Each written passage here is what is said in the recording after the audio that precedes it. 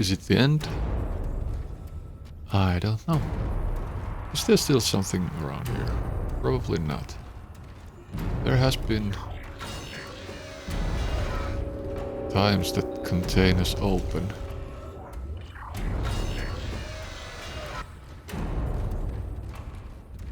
Only on the second time around. No, there's only red ones. Okay. Not the case this time. Ooh.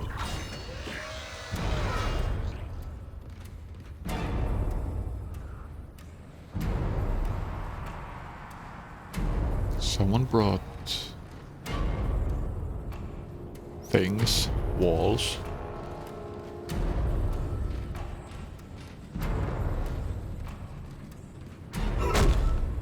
What? Okay, more racks.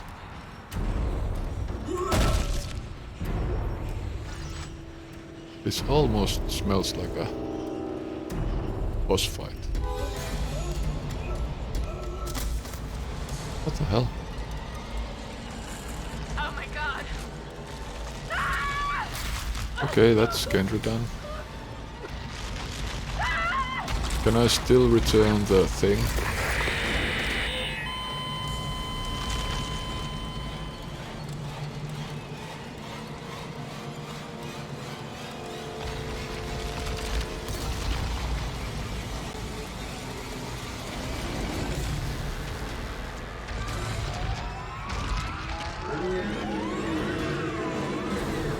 Okay, that's big.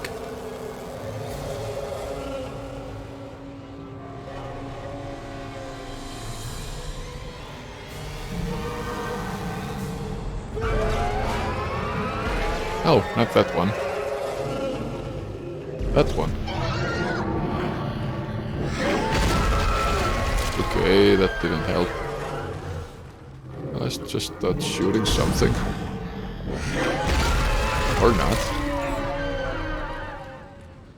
Can I slow it down? Of course not.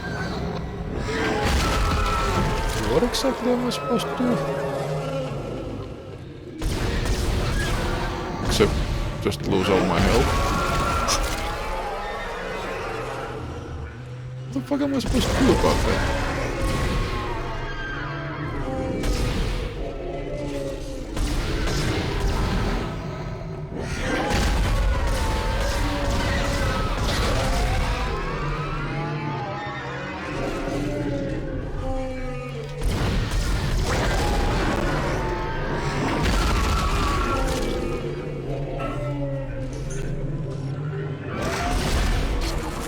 Okay.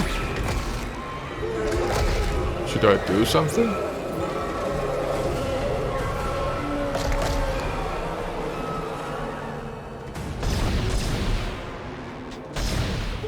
How the fuck am I supposed to aim like that?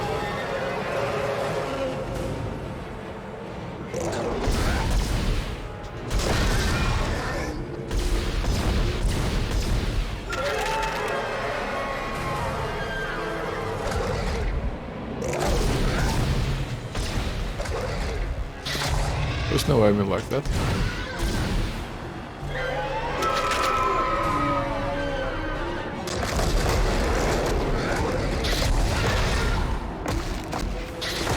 Why does it work differently than it should?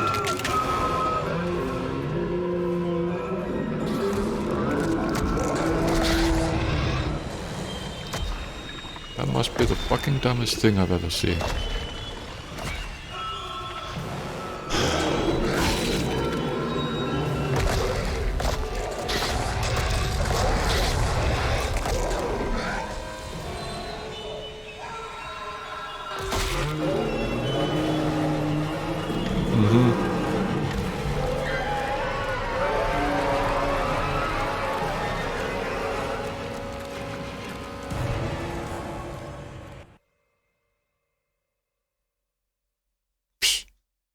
Don't know what to say. Use stasis. Oh, sure.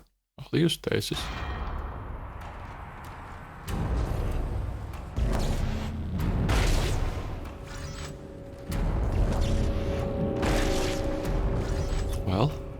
Let's use line gun.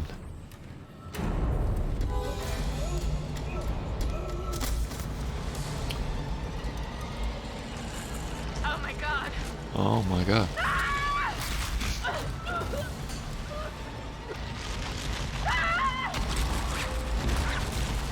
Why is it that I can at this point take the goddamn marker and bring it back?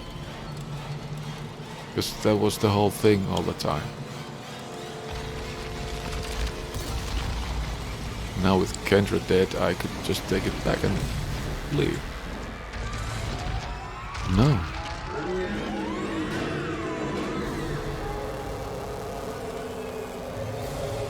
For some reason now I have to take this guy down. Die.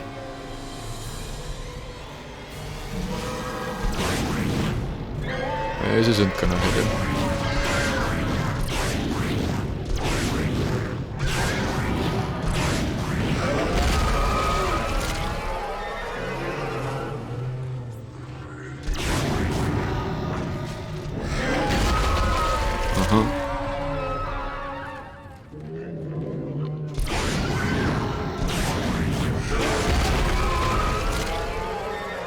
Impossible to lead.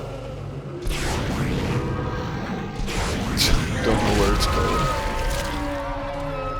Yeah, this sucks ass.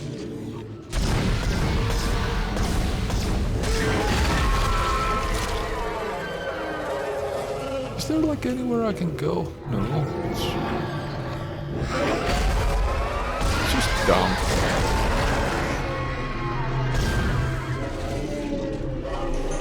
To make it dumb.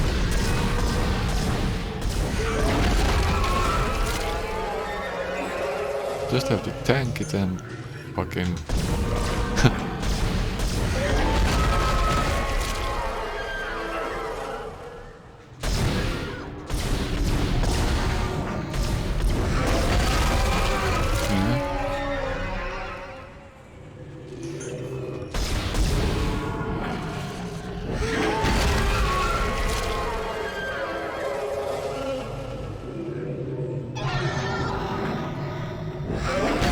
It's a good thing I upgraded my weapons, so I can almost shoot it.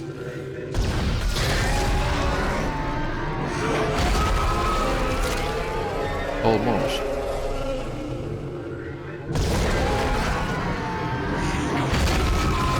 Now it grabs me, right? No, not this time. Oh yes, this time.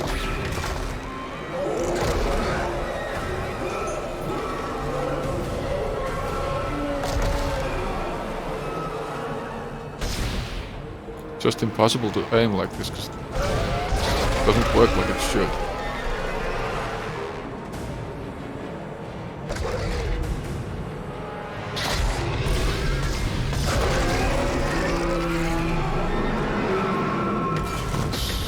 Another phase. What's it gonna be?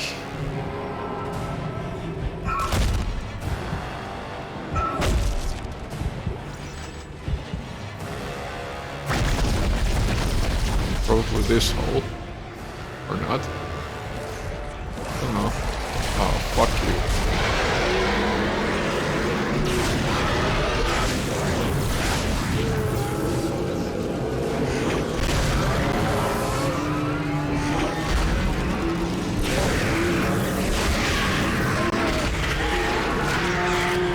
Fuck this. What am I supposed to shoot? These things? Oh, it's right there. I think. Okay, now we got these things coming.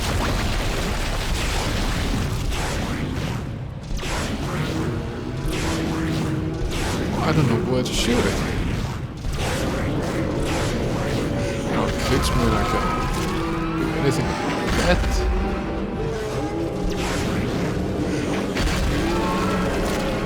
What the fuck?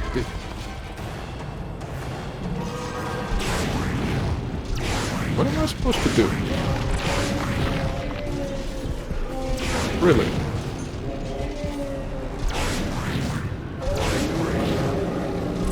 Let's just randomly shoot something.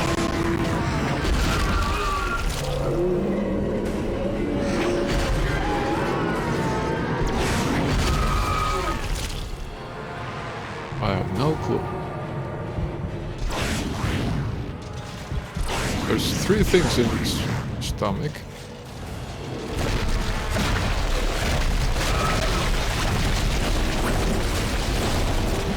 This doesn't seem to work.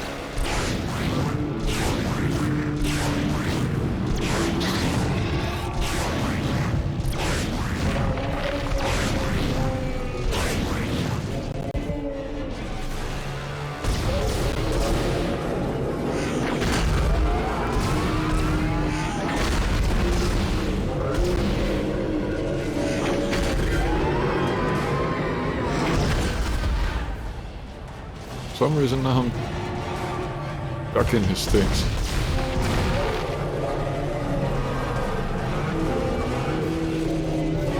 Mindless prey. What is that?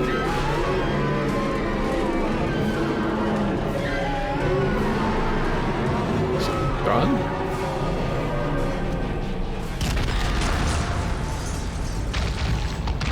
I guess. That's like the dumbest boss fight I've ever seen, I think.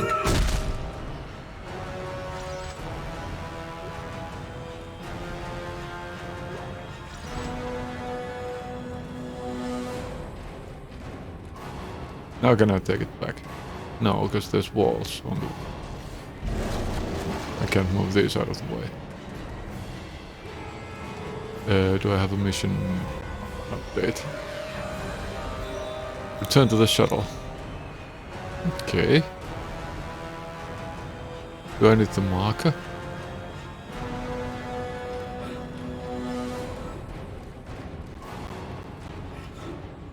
I guess I don't care about the marker anymore.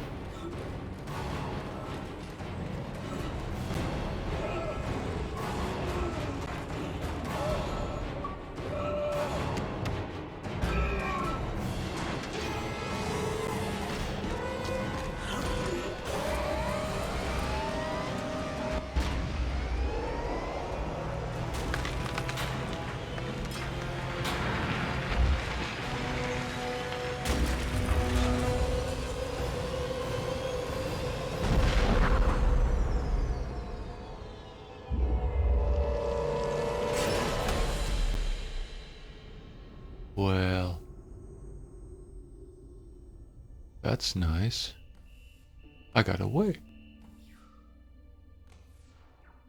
Maybe.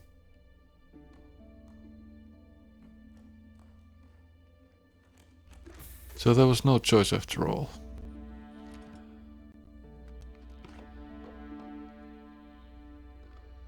Or I just missed it.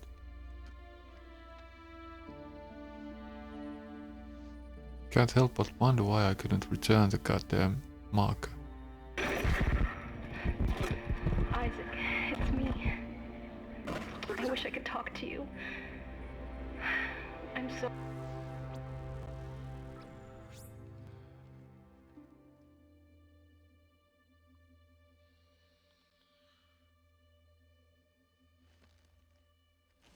Now the twist.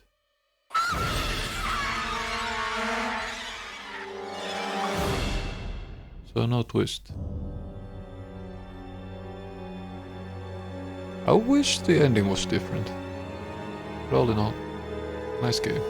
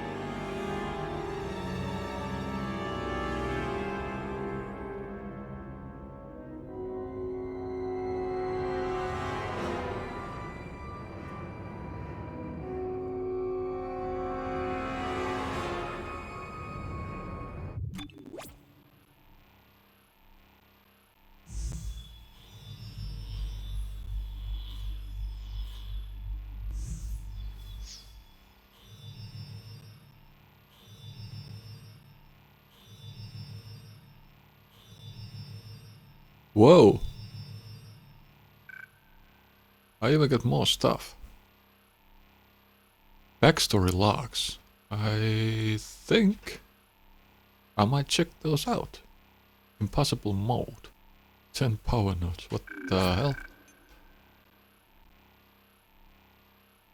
hell? Sure. Let's make it a... Well... I don't think I have use for this, so let's save it here. 20 hours, 12 minutes was the last save, and this was something else. I don't know what.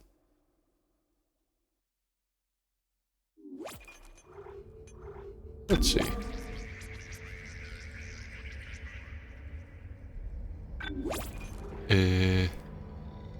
20 hours, 22 minutes for this 10-hour game. Cool. Options. So where's the backstory?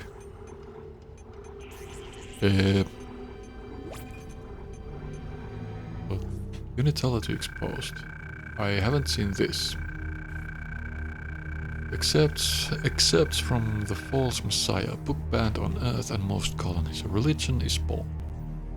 When Michael Altman went public with his research on the black market, the world was teetering on the brink of self-destruction. Many people, myself included, felt civilization was at the end. We couldn't change the world by ourselves, and most of us didn't want to. What Altman offered us, this chance at a rebirth for humanity, was exactly what our hungry, empty souls were looking for. Practically overnight, our hope for humanity was renewed. Millions flocked to his conferences to hear him profess to know the way to a new beginning. We stared in awe at the evidence of the alien artifact that would change everything, and we did whatever he told us to. We rallied against the government. We joined together in congregations to share his word, and we prepared ourselves for the future he said was coming. Where were you when Michael Altman was assassinated by our government? It's the question of our generation, I suppose. It's certainly the day when everything changed for me and the world. The martyring of the scientist turned savior Michael Altman begat fanatical zealots, and I was one of them. We birthed and maintained the tenements of a new religion, known now as the Church of Unitology. I was only a follower, but I was suddenly part of the biggest social movement in history. The riots that followed and the crippling of our government made us realize we finally had the power to change things. No one knows what is contained in the black market. Some claim it contains a genetic string that grants immortality through gene therapy.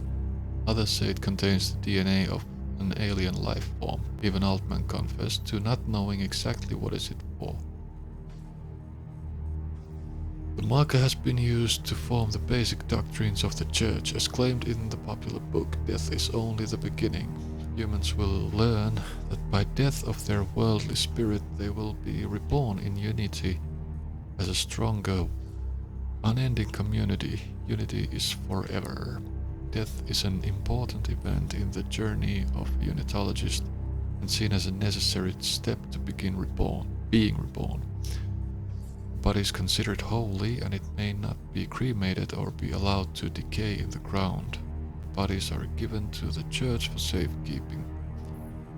Where they are taken is unknown, but I have seen massive unitology compounds on all of the major settlements I have visited. Curious, I asked around. No one would tell me what was housed inside, but I covered evidence of massive shipments of preservative chemicals being sent to the compounds on a regular basis. It was around this time that my superior paragon Fontenay brought me in for my first soul cleansing. Despite the headaches and the nausea that continued to plague me, I managed to sneak into the shipyard. I had almost regained full function of my legs and was able to make it into what appeared to be the nerve center of the operation.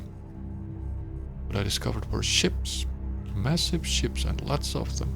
Stasis storage tubes lined each of the hundreds of exposed cargo bays.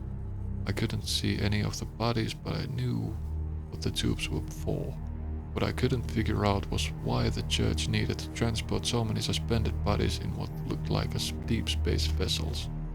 Before I could investigate further, I was recaptured and the real soul cleansings began.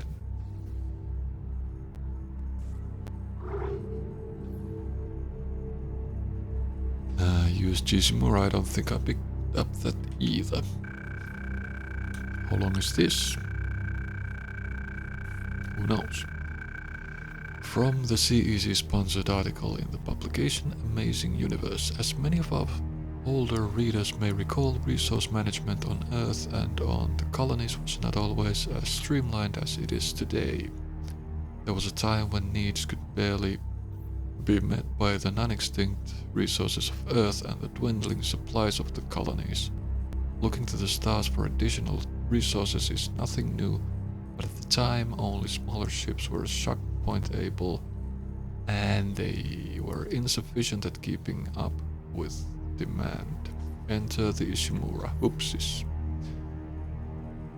The USG Ishimura, named after astrophysicist Hideki Ishimura, inventor of the shockpoint drive, was the first of the massive planet cracker ships. Built 62 years ago, she has a long and storied career.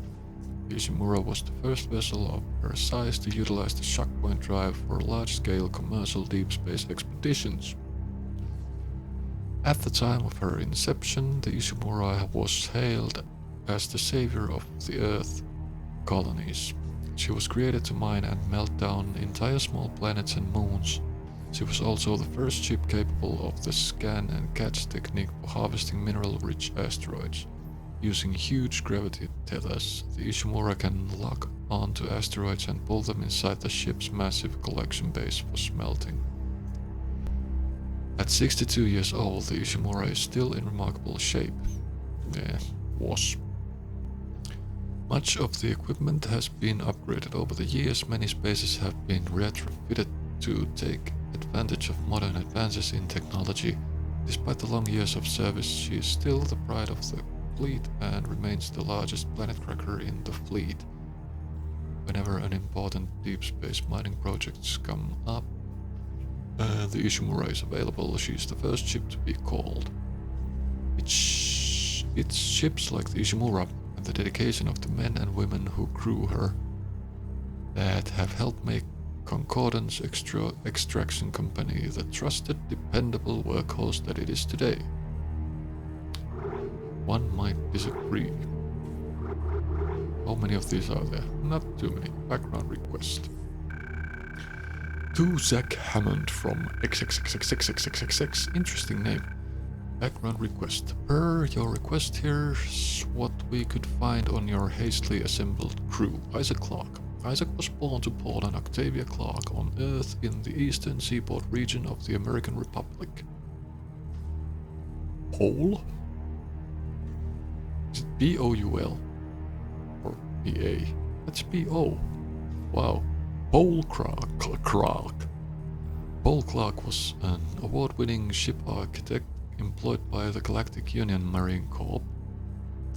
His record shows extended time off-world away from his family. When Isaac was born, Paul was given a temporary assignment to an Earth-based GUMC ship production facility. During the 4-year tour, Paul and Octavia raised Isaac together. When the tour was over, Paul shipped off for an extended off-world tour. Paul's influence on his son must have rubbed off. Records indicate Isaac pursued studies in mechanical and electrical engineering and achieved high honors. According to medical and psychiatric reports, Paul Clarke's absence had a profound effect on Octavia. She suffered from depression and personal anguish until doctors encouraged her to find fulfillment by working with charitable organizations. It is believed that this is how she ended up coming in contact with the Church of Unitology. So she too. Her association with the Church appears to have alleviated her mental condition. The cancellation of her therapy sessions corresponds with the local parish announcements of her initiation ceremony. At this point, records on her become somewhat scarce. Scarce. There are indications that she sold off much of the family estate to finance her full membership in the church. Isaac appears to have been selected to a prominent engineering school, but we surmise that he was unable to afford the tuition, as records show that he instead attended a lesser-known school with the help of scholarships and financial assistance. After graduating with high honors, Isaac enlisted in the Merchant Marines. He quickly gained a reputation for his resourceful engineering solutions, and after 2 years was promoted to a higher profile position closer to the major shipping lanes. There are several inquiries about the location of his father that have been logged by his contacts at the Gumsy. Isaac appears to have been trying to reunite with him unsuccessfully for years. It's doubtful he ever got far in his investigation, as Paul Clark's service record has been mysteriously classified by an executive order. Octavia continues to be a contributing member of her church and has managed to purchase a vested level title.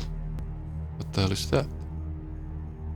Isaac's career stagnates at this point. There are records that he cohabited with a medical officer named Nicole Brennan for a couple of years. Records indicate she moved out after receiving a promotion and is currently serving on the USG Ishimura.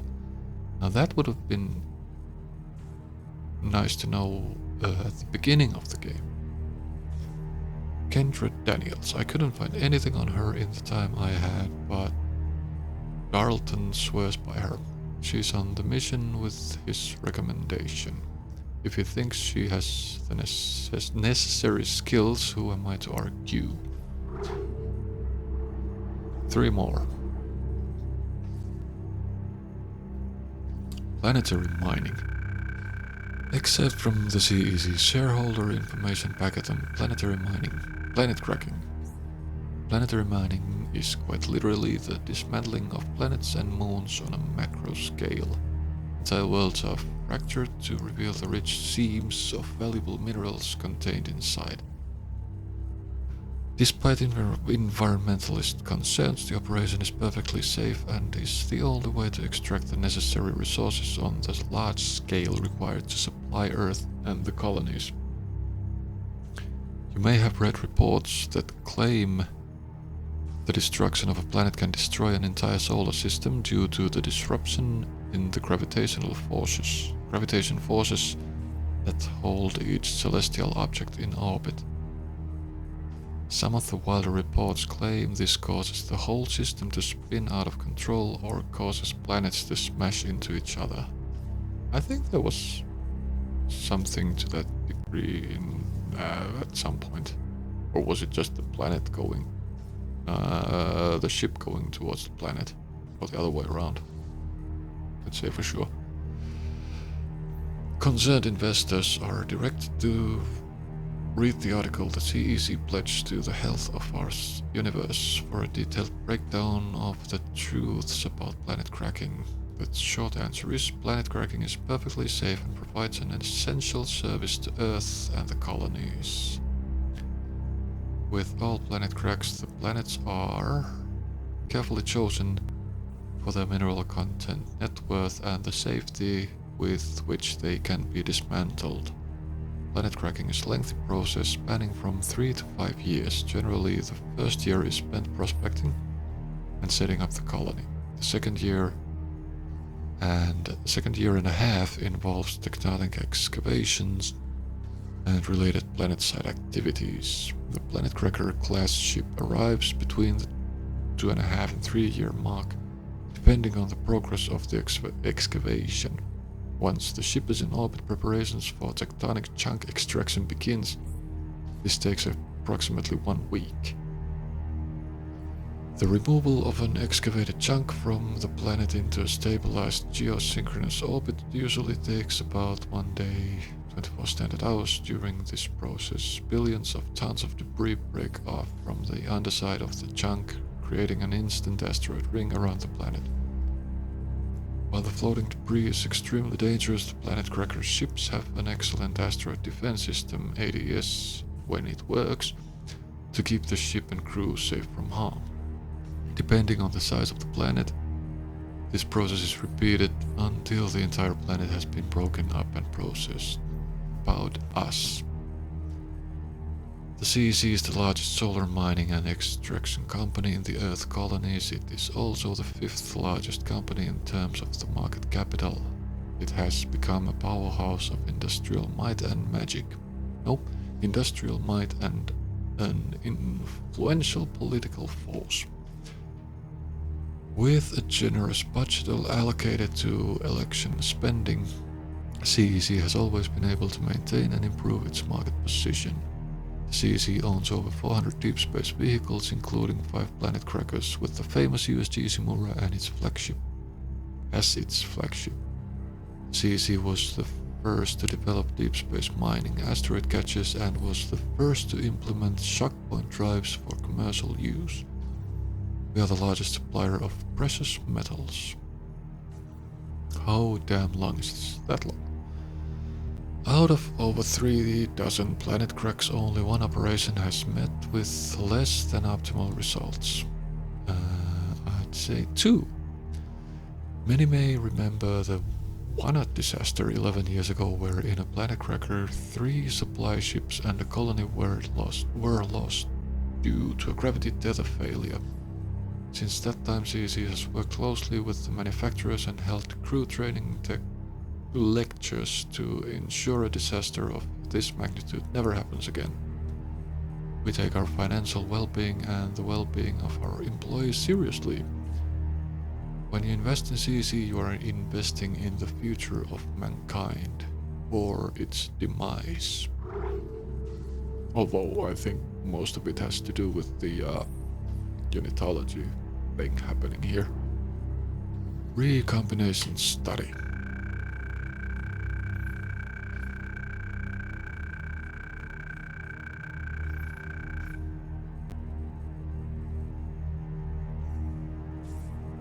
Recovered file. Personal log. Dr. G. Abernathy. Automated transcript. Restricted access maximum encryption.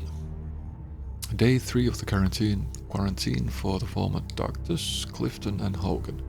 The infection is spreading quickly through Dr. Clifton.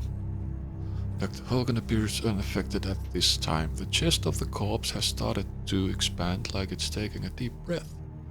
Something appears to be happening under the surface of the skin.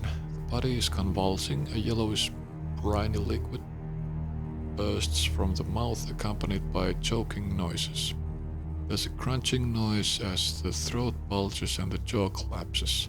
The head is splitting apart. Small symptoms. Reforming now into what appear to be a proboscis and feelers. Nice. The chest splits along the center now as the flesh stretches and expands outwards. The organs, bone and muscle bend inwards. The internal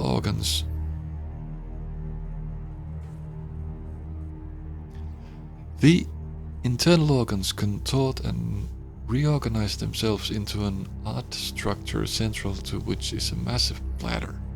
The bladder is filling with liquid, some of which can be seen spilling from the proboscis. I can only assume the two are connected. Is this the wall Satan or... no. Or is it? Sounds like the wall Satan. The legs are quivering as the flesh peels away and meshes with the flesh from the chest region. There is a sudden snap halfway through the process as one leg bends backwards, more quivering now, and the other leg has snapped at the knee. The changes appear to be slowing now. It starts to sit up. The body is convulsing, the legs flopping. It is trying to take its first step. Uneasy at first, but now it is adapting quickly. A half-dozen steps and it seems to be perfectly at home with the new contorted form. The spattering of the glass is making observation difficult. It appears that Dr. Hogan's legs are elongating, somehow flaying themselves and now twisting with a mixture of his own internal organs into a single appendage. like some sort of tail. His face is contorted, his jaw clenching and unclenching. Several jaw-like appendages are emerging from his ever widening mouth, I think. His mouth no longer appears able to accommodate the change. His head is splitting, seams bursting. And almost instantly he's perched on his hands, shifting his weight from one palm to the other. He's pacing, circling the room, and he appears to be watching me. He sees me. No, he's fixated on the ceiling now. Oh god, no. He's leaping at the vent. With his powerful tail-like appendage, he's striking at the reinforced covering, trying to get it open. I must warn the others. Recording end. Oh, it's the things that went on all fours with, yeah. The tail guys that took a lot of hits. That was great. Red marker. Recovered file fragments from Dr. Yando Dukaj to General Ambrose Caden. Restricted access, maximum encryption. Altman's hasty expulsion from the project is unfortunate. His notes on the black marker appear incomplete and our findings thus far have been inconclusive.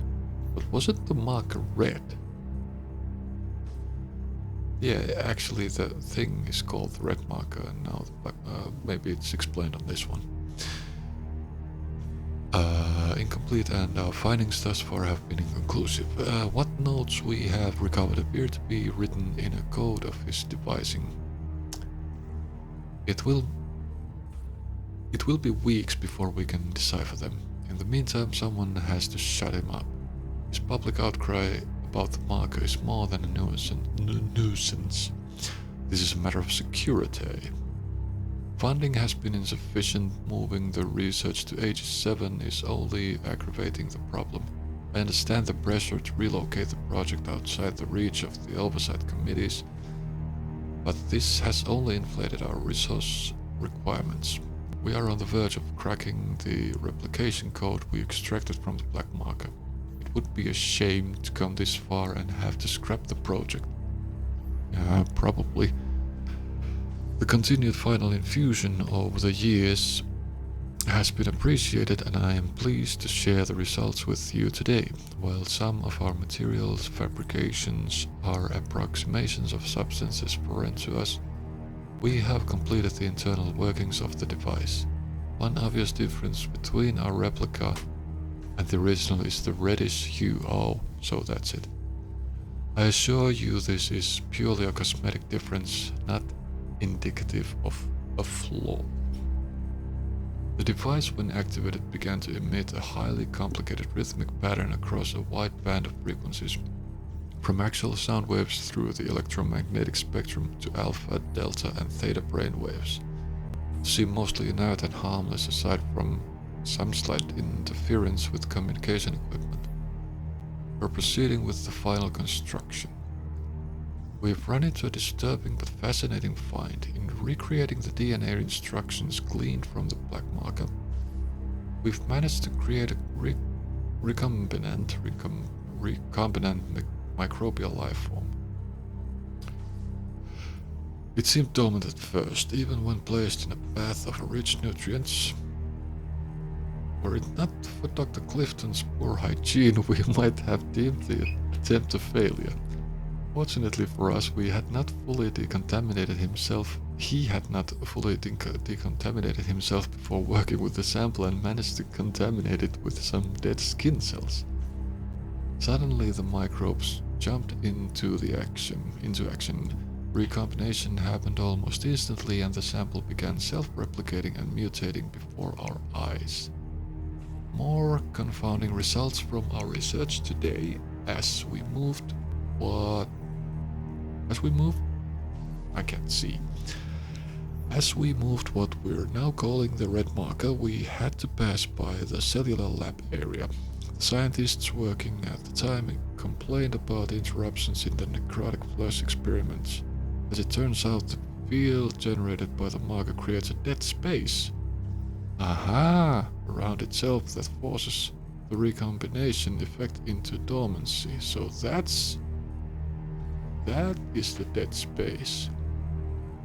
Field generated by the marker creates a dead space around itself that forces the recombination effect into dormancy.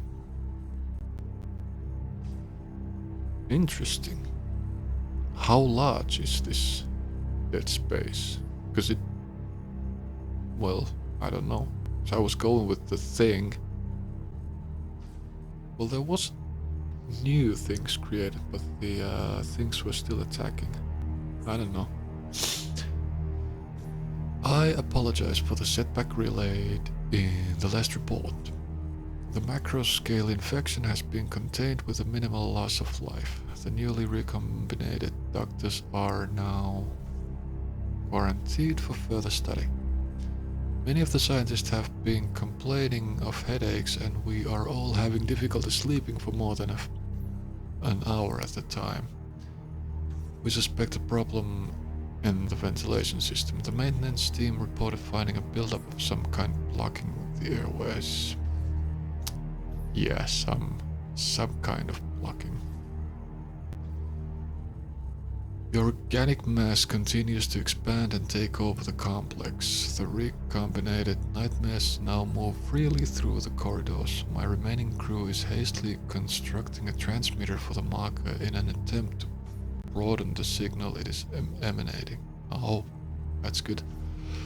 Dr. Foster said the idea came to him in a vision. Our hope is to use the signal to keep the unchecked infection from spreading to the landing area. There is little time remaining. You must send help as quickly as possible. Our lives are in your hands. So,